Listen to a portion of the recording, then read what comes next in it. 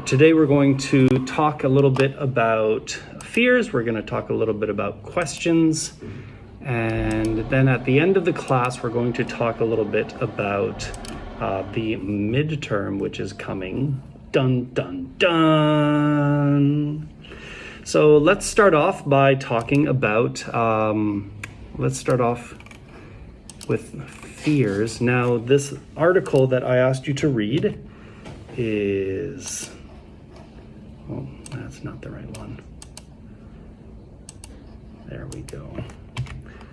Okay, the article I asked you to read is right here.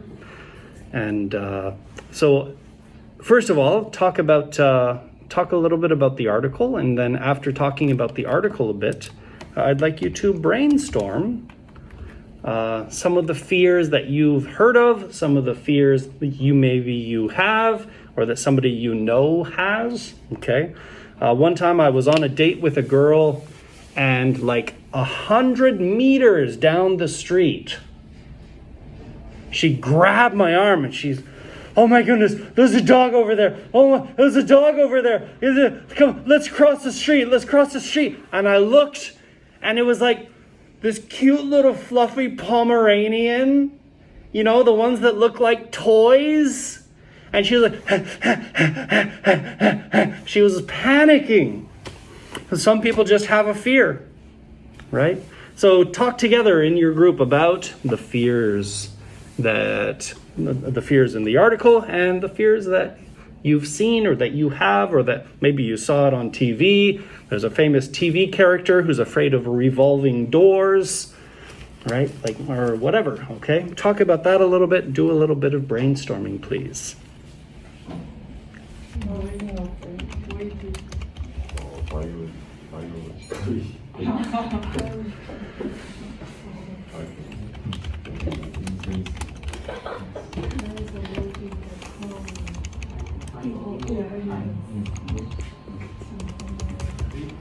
After it came out, everyone was afraid of clowns. I have a friend who hates scary movies, but I convinced her to see It with me. And so now, like when we're talking on the phone or something, I can be like, hello, Georgie. And she goes, ah! It's so much fun. Trypophobia. Small irregular circles. This one, I'm not afraid of it, but we would say it gives me the willies. Okay, it gives me the willies. I go, ugh. That's the willies, right? It gives me the willies. Or another one is, it makes my skin crawl. It makes my skin crawl. Like I just go, ugh. Right? Like when I think about touching something like a slug or a snail, right? Just thinking about that makes my skin crawl. Okay, so it's not fear, but it is one that we talk about in the fear conversation, right? Or sometimes, well, it creeps me out. Creep is usually a word we use with a person or with a atmosphere, right? Like a creepy building or a creepy room or a creepy person. Not a creepy flower usually, or a creepy maybe a creepy picture. So it creeps me out is usually more for like somebody's voice or like a character in a movie, you know, something like that. Okay, you'd say, oh, that actor creeps me out, or that movie creeps me out, or something like that. Yeah. Okay. You want me to take away the trypophobia picture now? Keep going, and please add your fears. Add them to the list here. Yeah, the shared file is there, so you can go ahead and join the shared file and add your fears and the things that give you the willies. the things that make your skin crawl, or sometimes also it gives me the shivers. Right? In Korean, you say chicken skin, right? You say chicken skin. It gives me the shivers, or it gives me goosebumps. It gives me goosebumps. Oh, that sound gives me goosebumps. Okay, so put your add things to the list here on the shared file, and look up. Get on Google and search for the technical names. What is the Latin name for that fear, right? Trypophobia or coulrophobia is the fear of clowns. What are some other ones? Or have you heard of a funny phobia that just makes you smile? That like you think, that's a funny phobia. Okay, there's actually a name for the fear that a duck is secretly watching you. Yeah, there's a name for it. I'll look it up. So if you know of a funny phobia, you can share that too.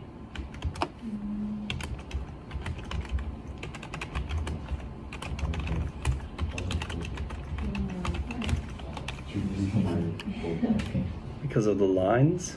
Lines, yes. Maybe lines or the dots, big dot. Oh, the spot. Yeah. So here are the most common phobias. Okay, arachnophobia, fear of spiders. Ophidiophobia, fear of snakes. Acrophobia, the fear of heights. Aerophobia, I believe, is the fear of flying. Let me just check that. Yep, the fear of flying. I'm not sure if it's cyno or kynophobia is the fear of dogs.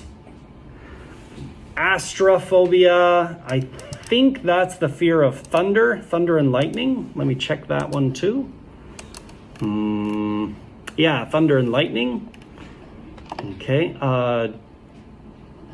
Trypanophobia is the fear of needles.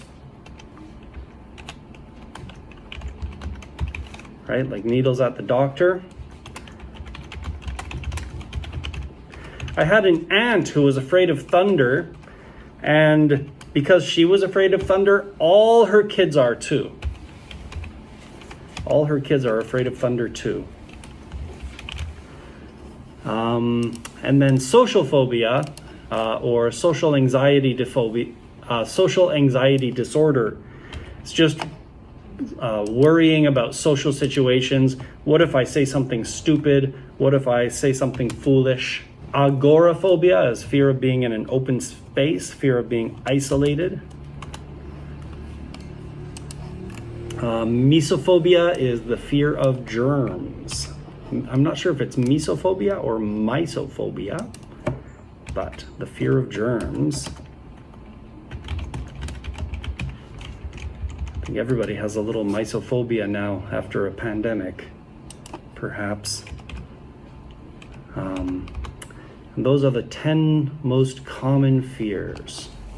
What I want to talk about now is questions. And if you were in my class last year or last semester, then you've heard a little bit of this before, okay? But I want to talk a little bit about the power of questions, and then we're gonna look at an example of how to use questions to explore a topic, okay? Now, one of the things that I've seen about questions, and this was a puzzle to me at the beginning.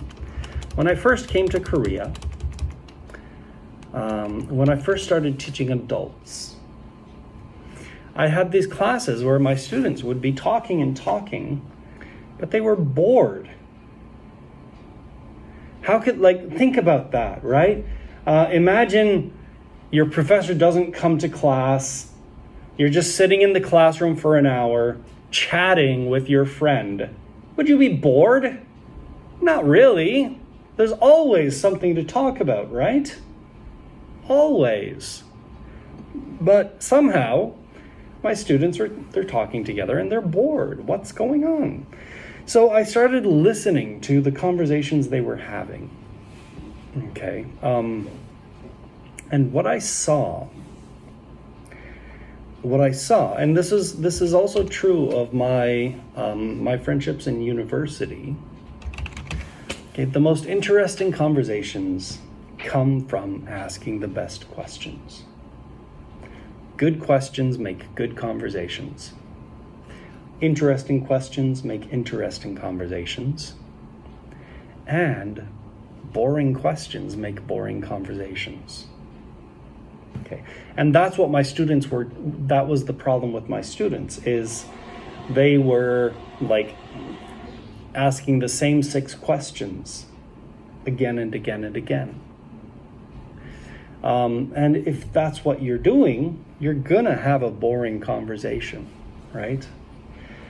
Now, the other thing I noticed is, like, I had become a good question asker kind of unconsciously, just because I liked interesting conversations. So I discovered that to have interesting conversations, you need to ask the right kind of questions.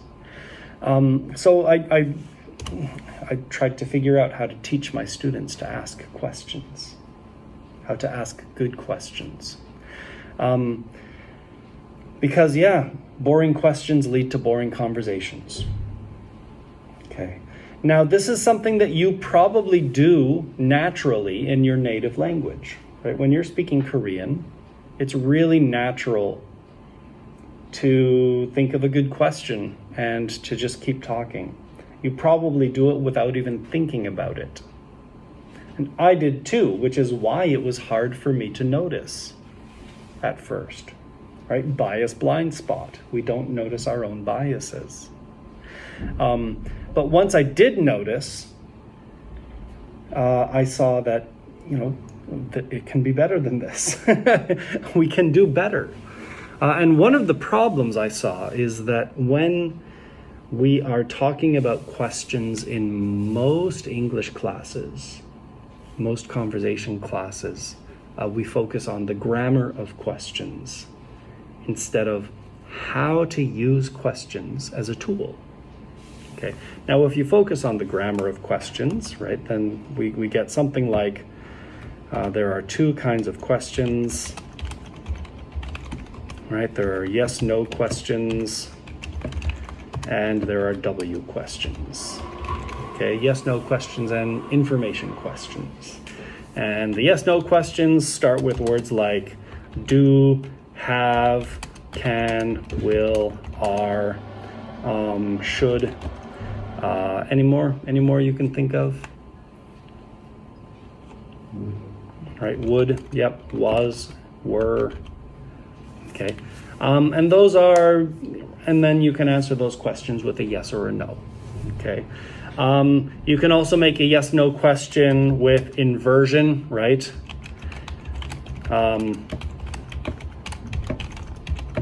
Cold day, isn't it? Good movie, wasn't it? Right? Nice guy, isn't he? Okay, you can do that too. You can use the inversion, but it's still a yes/no question. Okay, it's still a yes/no question. Now, what's the thing about yes/no questions? What's the problem? The answer is yes or no. That's it. Now you have to think of another question. Okay. The W questions are a little better, but not that much better. Okay. Who, what, when, where, why, and how. A lot of those questions often can have a really short answer too, right? So the grammar of questions wasn't helping my students to ask better questions. I needed a different way of thinking about it. And one of the ways that I found was open and close-ended questions, okay? Now, open and close-ended questions, let me just see if I can open this up for my, okay, open and closed. There we are. Open and close-ended questions is a better way to think about questions if your goal is to explore an idea or to have an interesting conversation. Okay, I'm going to run through this really quick and then maybe we'll take a break after that. And again, apologies if you were in my class last semester, you have heard this before. So I hope you remember. If you don't remember, then I'm glad I'm doing it again because this is useful. And not just when you're speaking English. I've found once I became aware of this difference, I became better at asking questions as well, right? Not just for teaching it, but also for noticing my own conversations. So look at these two groups of questions, okay? Slideshow, here we are. Boom, boom, boom. Tell me how you get better at golf. What do you like about your best friend? What's the best way to choose a major, or how should people choose their major? Right? Think about that group of questions, and now think about this group of questions. When did you wake up today? Can you speak French? Where was your mother born? Okay, what's the difference between those two groups? The length of the answer. Very simply, yeah. Okay. The second group, most of them you could answer in about 3 seconds. Right? And that means that now I have to think of another question. The pressure's on. That's a stressful conversation if you have to keep thinking of new questions. So what are those two types of questions? Okay, close-ended questions are the types of questions that have short answers. Okay, and thank you for that, Yeti.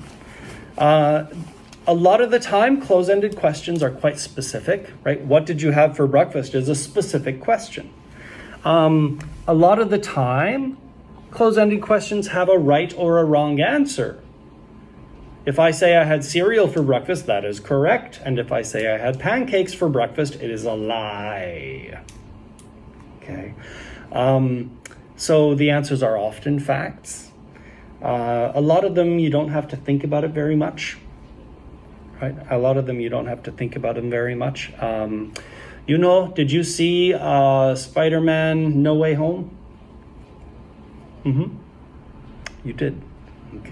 Okay, Subin, did you see it? Yeah, Yubin, did you see it? Sorry, I'm sorry, I'm looking. I'm saying Yubin and I'm looking at did you see it? Yes, Yubin, how about you? No. You didn't? Oh!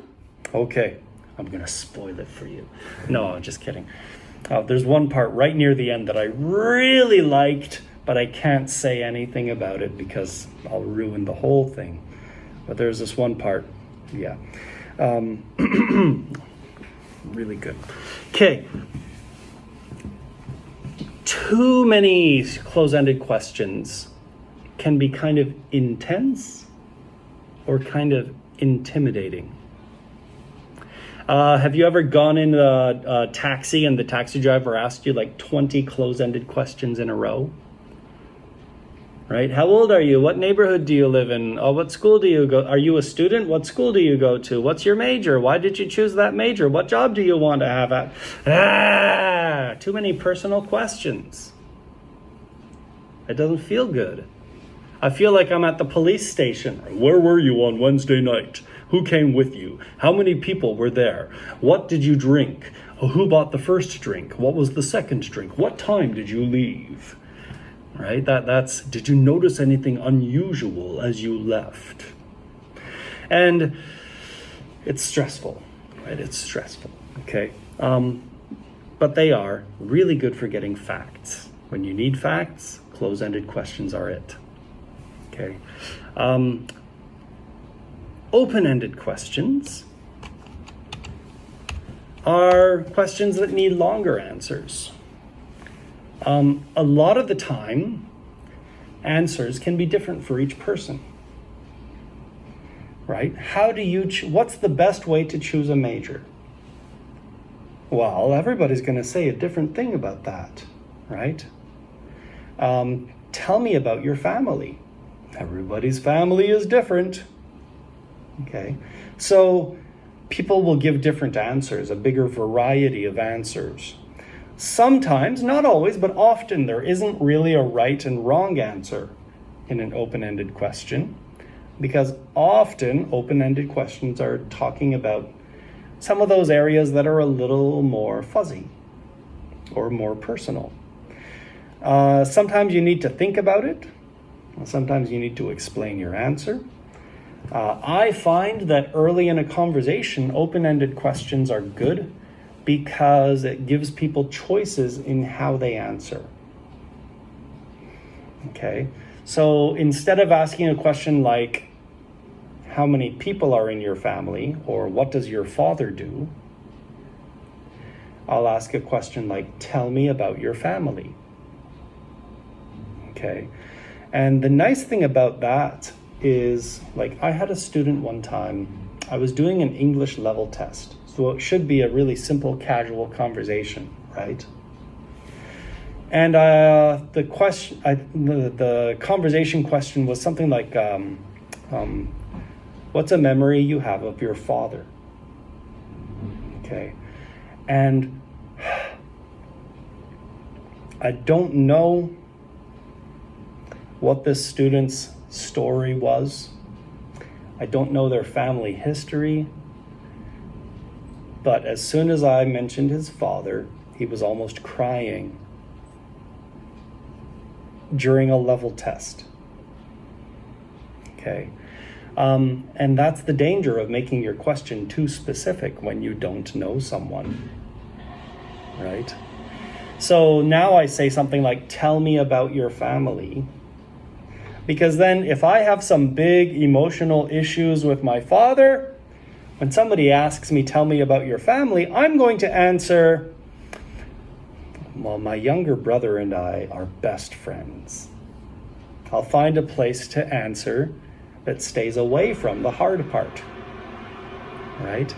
Oh, well, I have 2 older sisters, and one of them is so funny, and the other one is really smart. Okay, and I have some variety like that, right?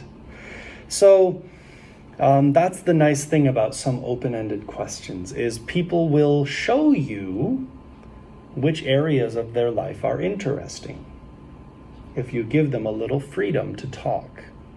Okay. Now, at this point, it starts to sound like open-ended questions are just better in every way than closed-ended questions, and that's not quite correct, because the best way to use questions is together. Okay. A lot of the time, open-ended questions are good big picture questions, and closed-ended questions are detail questions, right? So a lot of the time I go first one and then the other. Start with, tell me about your job, right? And then follow with the close-ended questions. Oh, how many hours a week do you do that? What's your coworker's name? Or does your manager visit the shop often? Does your boss ever show up unexpectedly? Okay. Do you enjoy serving strangers? Right? I can ask a bunch of yes/no questions or simple closed-ended questions. Or I'll start with a question like, how many people are in your family? And then after that, I will ask some open-ended follow-ups once I know. Okay. How many people are in your family? Oh, 5. 5, huh? Are you the oldest, the middle, or the youngest? Close-ended. Oh, I'm the youngest. Interesting. I'm a middle kid. So tell me about living as a youngest brother or sister, right? Tell me what it's like to be a youngest child. Okay. And now there's an open question. The close-ended questions helped me target, here's the thing I want to talk about. And then an open-ended question gives us lots of room to talk about that thing. Okay, so these are really good to use together, in tandem. to get as much information or to get interesting information. A really good conversationalist will sometimes have a whole string of questions planned out. Okay, a journalist, often journalists will have kind of, here's the information that I really want. Here are the questions I need to ask so that when I ask the real question, my interview partner is ready to talk about it, feels comfortable. They've been thinking about the connected ideas enough that it's all ready in their mind. Now it's time for the real question.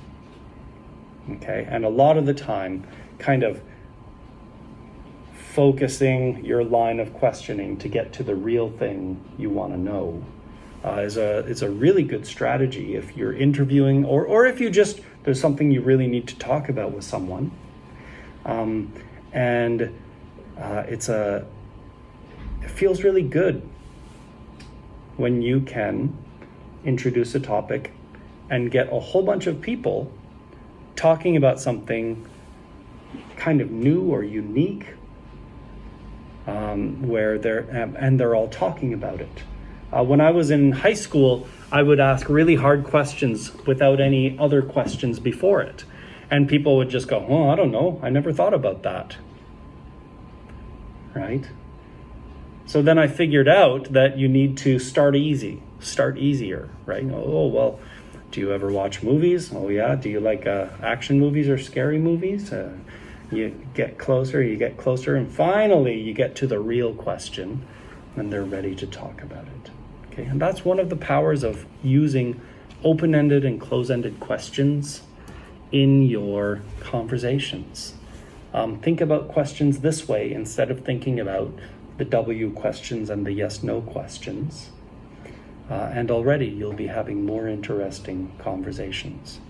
Let's take a break. After 10 minutes, we'll be back and we'll talk a little more, and we'll explore an issue with questions to show how questions can really help with critical thinking. Okay, so I'll see you soon.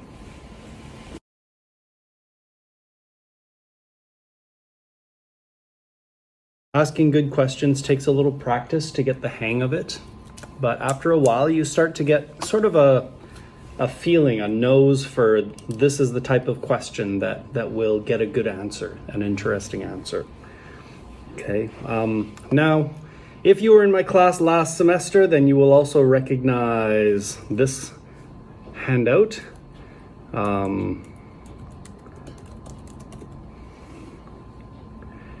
This is the critical thinking cheat sheet, and now I just spent some time saying that there are better ways to think about questions than just focusing on the W's, but this is one of the file downloads that I shared on Smart Campus. You can download this, and I actually encourage you,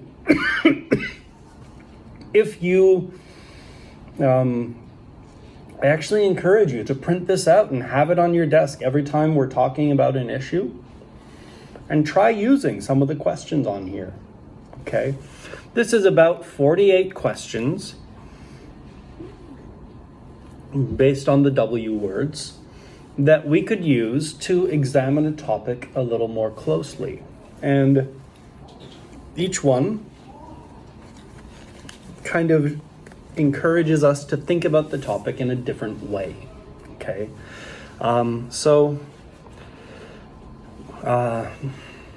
like in the Tools of Critical Thinking class, I said that it's kind of like a construction worker with the tools in their belt, right?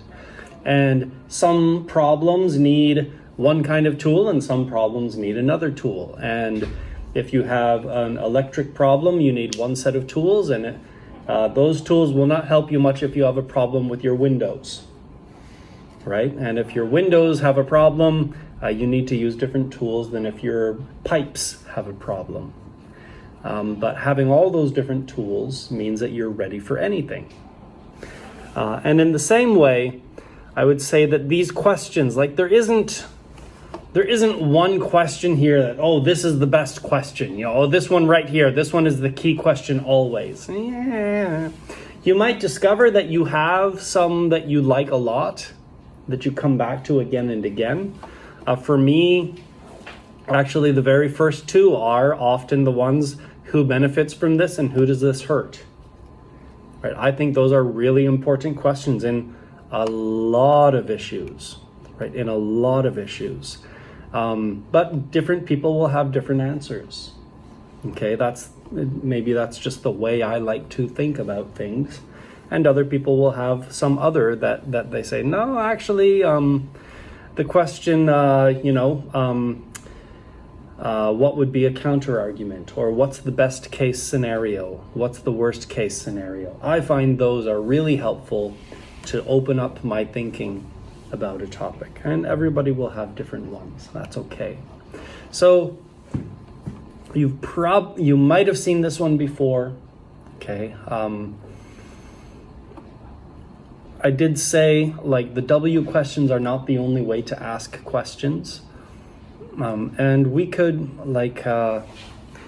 you can also use other words to get people talking or thinking about things, right? A word like describe, explain, analyze, compare, imagine, right? Those are all words that we can use to encourage thinking. They're not question words, but if I say something like, imagine a policy that could fix this problem. Imagine the kind of politician who could bring these extreme sides together. Imagine an invention that would make this problem go away, right? We can use a word like imagine, compare. Okay, well, compare solar energy and wind energy for me. What are the good points and bad points? Right? Compare them for me, please. Okay. So you can use other words, not just the W words, to have an interesting conversation, to get someone to think. Okay. So that's the main thing that I wanted to share with you about questions. And now let's go back to our shared file. Okay. The first thing I want you to do, I'm going to tell you now, dun dun dun dun, about the midterm. Okay. The midterm is coming. I think in week 8, which is not that far away. Okay. The midterm will be a debate.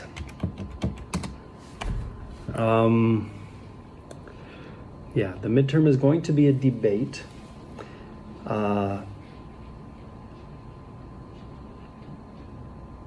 And I'm going to ask you to be in groups of 3 or 4. Okay, groups of 3 or 4. So that's, right now we have, we could do 3, 3, 3. Yeah, we could do 3, 3, 3. Could we do, I think that's actually probably the best in this class. Or else we'd have to do we've got 9 people.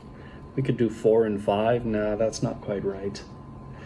I think it's best if we do groups of 3 in this class. Okay, we could do 4 and 2, I guess. If you have an even number in your group, okay, if you have an even number in your group, you can do kind of the standard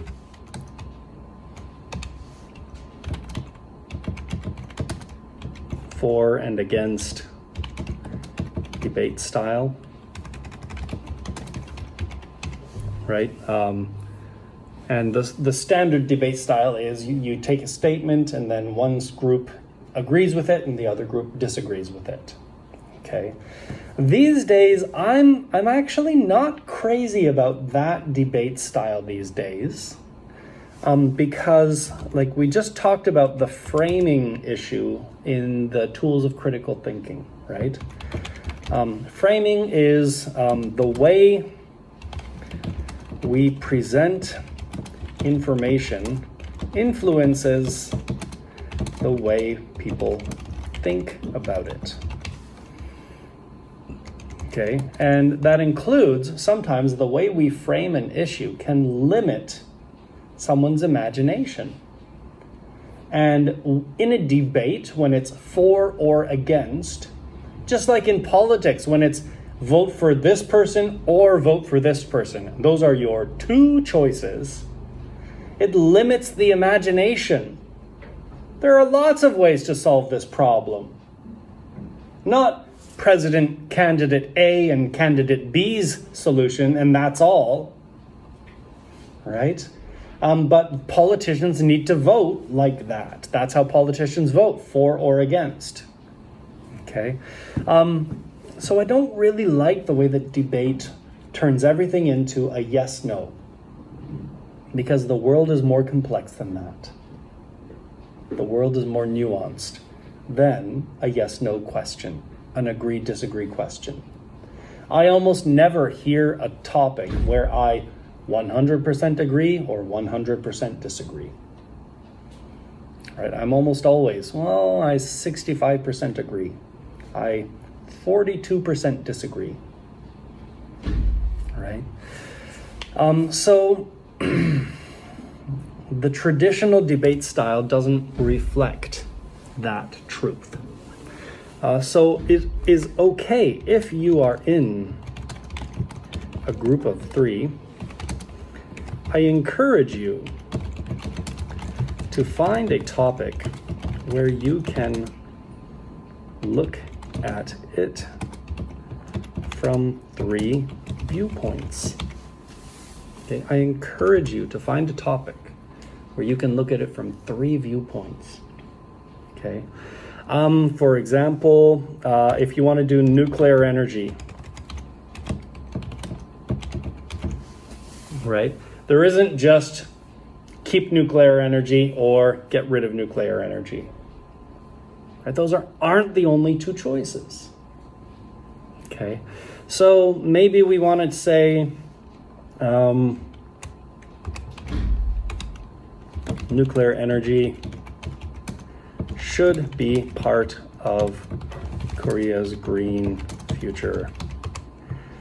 Nuclear energy should not be part of Korea's green future. And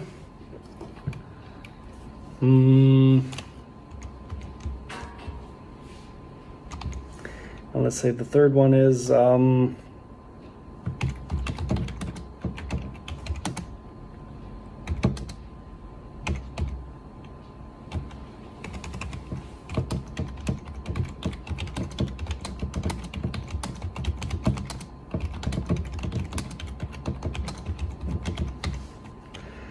nuclear energy is not the real problem, right? Now, if this is Korea's green policy, so let's change the frame a little bit to make sure that green policy is the key for all three. All right.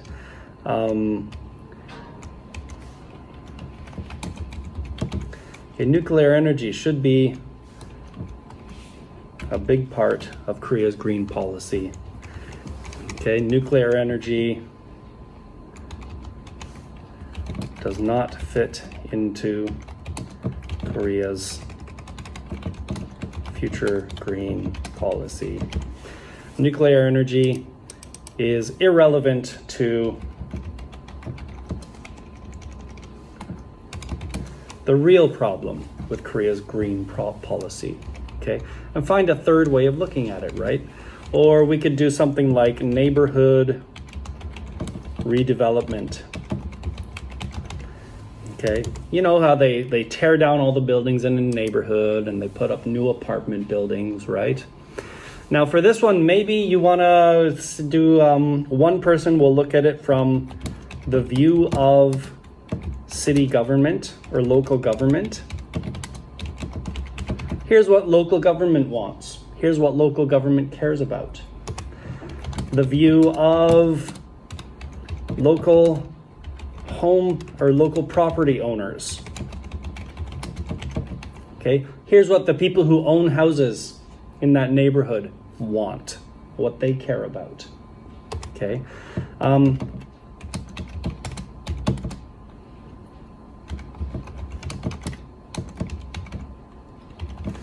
And the view of history and culture.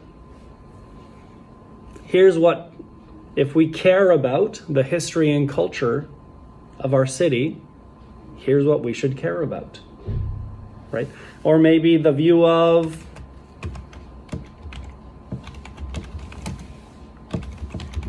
the construction companies, or maybe the view of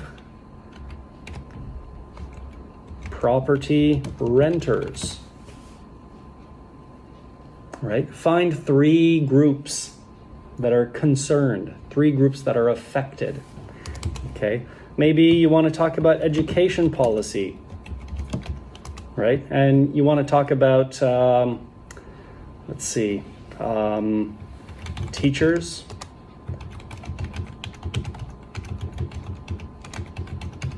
right? Government bureaucrats or instead of government bureaucrats, let's do teachers, taxpayers, and families. Right, people who pay taxes but don't have a family, people who have a family, right? So find 3 different groups that are involved, that are connected, okay? And then present the interests of those groups, right, as your debate, okay? And that's another way to look at a view with a little more nuance, right, to give a variety of perspectives. And I hope that will be a little more interesting than having a bunch of agree-disagree debates. Okay, I hope that will give us more of a look at here's the way we actually need to solve problems in the world. Right, we need to find a way to make sure that the teachers union and the local government, including taxpayers, and the families who have kids in school are all happy with the education policy. All right, then, here are some of the topics that you might want to choose as your group, okay? If you want, you can sit together with your group from now, if you want. What I'd like you to do right now,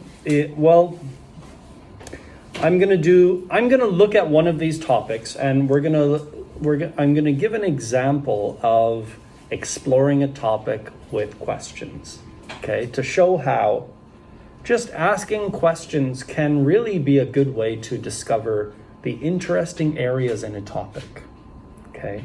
After that, I want you to choose your 3 most interesting topics from this list, okay? But I don't want you to choose your sides yet. I want you to just choose look at these topics and think about it, okay? In fact, I might even change some of these topics because some of these topics are pretty clearly debate topics, and I might make them a little more open-ended, okay? But questions like paying more taxes to take care of citizens, testing products on animals, paper textbooks, yes or no, banning cigarettes, should cigarettes be illegal, women's sports leagues, why do men's sports leagues get so much more attention than women's sports leagues? Seems kind of unfair. Military service, if you win an international piano contest or a gold medal, you can skip your military service. So why can't BTS? They had a #1 album. Isn't that just as good as winning an international competition? right? What about winning an Oscar? The little boy who was in Gisengchung, right? He was in a movie that won Best Picture. Should he skip his military service? I don't know. If athletes, yeah, we just said that one. There should be an alternative to military service. There should be some other way. If you're a pacifist, if you have a religious reason. Okay, friendships that are mostly on social media are not real friendships. USA is no longer the global leader. USA has proven itself to be an unreliable ally to South Korea. We can't trust USA to protect us in Asia. Okay. Every drug should be legal. We're adults. Let's put what we want in our bodies. Okay, there are places where people have that opinion. Voting should be mandatory. If some cafes and restaurants can be no child zones, then there should also be no adult zones. Maybe like no one over 30 or no one over 40. Yeah, on SNS, for example. Okay? It's healthy and good to date a lot of people before marrying. You should have lots of boyfriends or lots of girlfriends. Maybe lots of boyfriends and girlfriends before you get married. That's best. Getting married is no longer necessary. There will never be a war between robots and humans.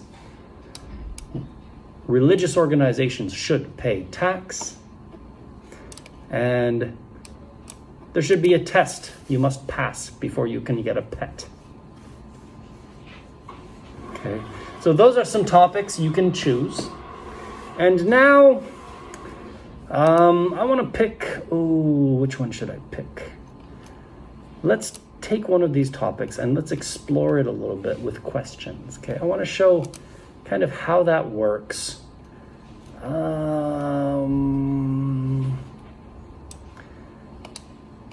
That one might. Does anybody have one that seems interesting to them that they want to talk about, that they want me to do? Let's do cigarettes should be illegal. Okay, cigarettes should be illegal.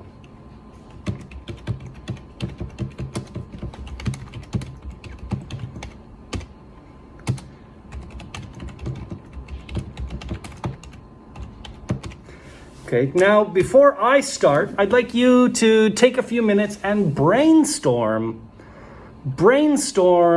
some questions that you would ask if this was your topic. What are some things you would want to find out? What are some questions you would want to answer, or some ideas you would want to explore in the topic of the legality of cigarettes? Okay, there's a country where, I think it was New Zealand, where they just said the age to buy cigarettes, starting from now, it's just going to go up every year so that people who are below the age now will never be old enough to buy cigarettes. So I think the cigarette buying age is 19. Next year it'll be 20. And then the year after that it'll be 21. And it just keeps moving up so that people who can buy cigarettes now can continue. But people who can't buy cigarettes yet will never be old enough to buy cigarettes. Okay, and that's because they don't think it's going to be possible to ban them. Too many people would complain, but they don't want anybody starting anymore. Right? So what questions would you put in? Okay, go ahead. This is brainstorming. All of you can be on your keyboard thinking of questions that you would want to know, that you would want to explore. Okay, one thing I like about writing questions is when you brainstorm ideas, you feel like you need to look things up. You know what I mean?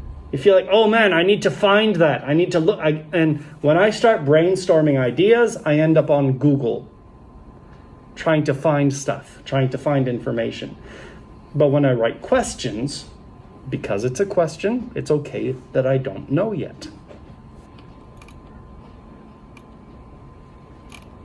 Okay, so let's take a look at some of these questions and let's do a little bit of kind of exploring and see what happens.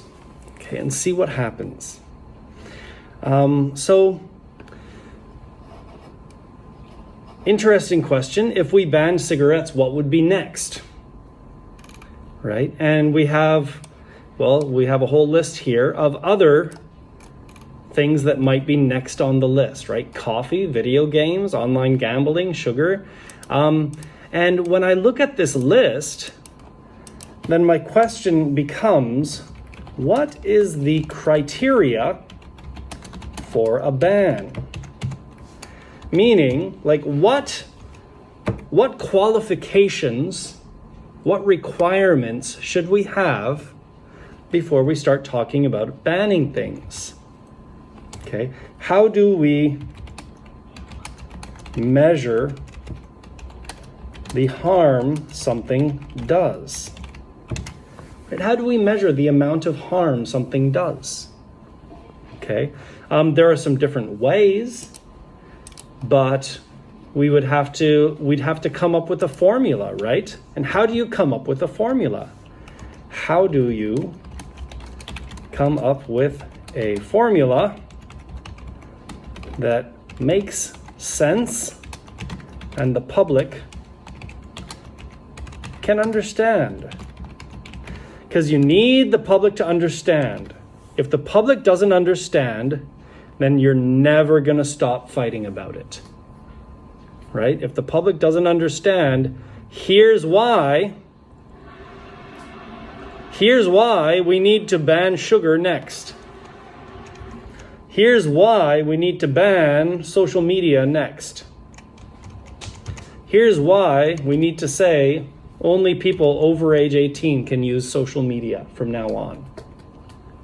Okay, here's why, right? Like, and that's, I mean, they do that with pornography, right? You have to be 19 to buy pornography. You have to be 19 to buy cigarettes. You have to be 19 to do online gambling. So why not you have to be 19 to buy sugary foods? Sugary foods are specifically targeted to children. And what we're learning right now is that sugary foods are super unhealthy. As bad as fatty foods. Okay? As bad as fatty foods. You know what happened? And this is interesting. The sugar companies sponsored research into the harms of fat. They sponsored research into the dangers of high-fat foods. So a lot of people were researching the risks of high-fat foods instead of researching the risks of sugar. Okay?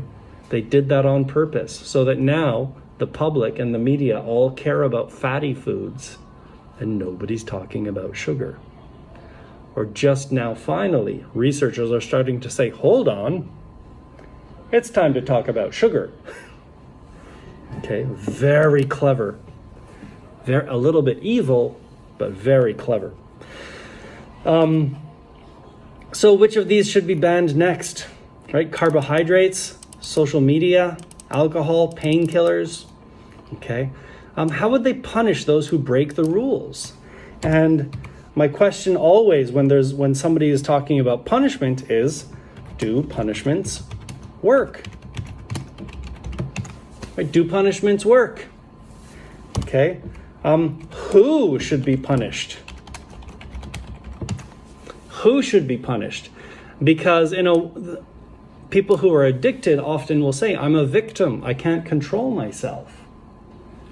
Right? So can you punish a victim who's an addict? I have a mental illness. Addiction is a mental illness. Should you punish someone for being sick? Who gets punished? Right? In sex work, there's a country in Europe where they made a new law that you're allowed to sell sex work, you're allowed to sell sex, but you're not allowed to buy it. Which means that most laws against prostitution against sex work punish women more than men, even though often the women are victims.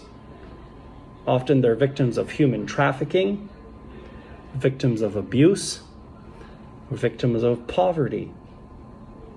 The men who either control the woman or who buy it, they're the ones who have the power. They're also the ones who are punished less. Okay, so in one country in Europe, they made a law that you're allowed to sell sex, but you're not allowed to buy it. And that way, because if you buy it, that creates the market, right? That creates the market. So if you buy it, you can be punished. But if you're selling it, you won't be punished.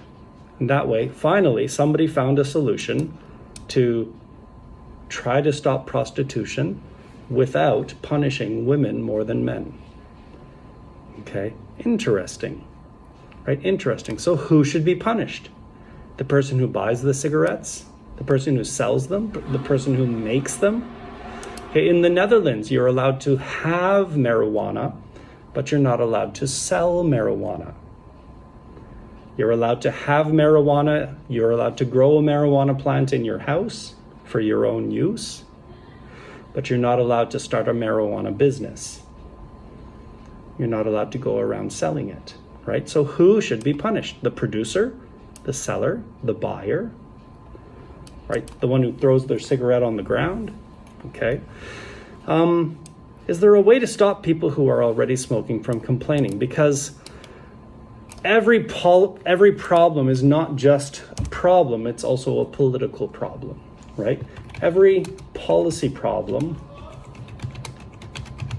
is also a political problem.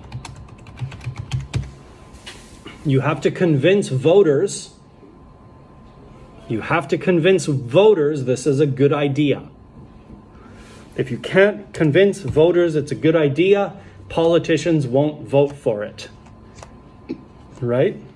So how do we persuade voters this is a good idea? Okay, especially when a lot of those voters have somebody in their family who smokes, who will be really upset if they can't. Right? Okay, let's see. Does punishing drug use work, right? Does punishing things work? Okay, a lot of studies show it doesn't. Okay, death penalty does not reduce murder. Right? The death penalty doesn't reduce the number of murders. Okay? Punishing crime might not work. So, once we start looking at an idea and once we start digging into it, we find all of these interesting areas that it's not there in the original question, but hey, that's a really interesting question. How would we decide which things should be banned? And once we decide, how can we make sure that sugar's not on the list? Right? How can we do that? Or carbohydrates? Or Facebook? Or whatever social media you're using these days, TikTok? Right? What hospital expenses go to cigarette diseases? Which diseases cost the most? And is that how we should make policy? Right? Is that how we should make policy? I don't know. Can we use carrots instead of sticks? What carrots? How? Let's talk about it. Okay. And once you start exploring a topic this way, there's so much interesting stuff to examine, to find.